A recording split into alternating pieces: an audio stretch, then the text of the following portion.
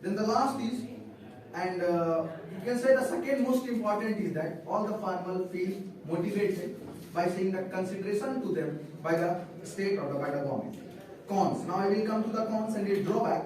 Drawback is that farmer at the lower level or rural area, those who are in the not in the proper network zone, they are not.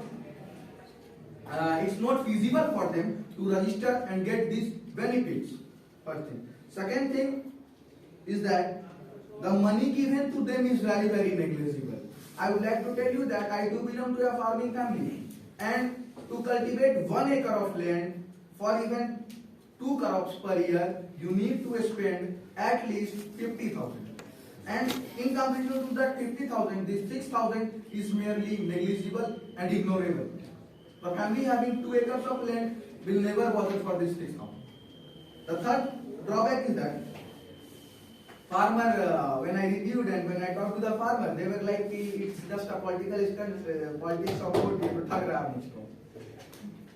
Then again is introduction of this scheme has laid down the scheme of KCC loaning scheme, which is very major drawback. Again is that a farmer having 1 decimal and a farmer having 10 acres, they both are getting the same amount.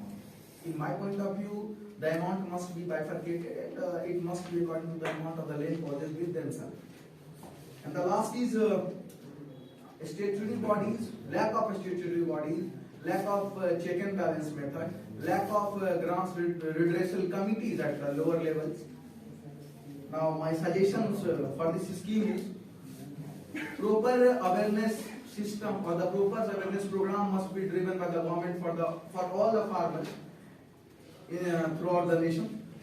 Then the online system of registration must be made conventional for every farmer to get benefit and to reach in their ease area.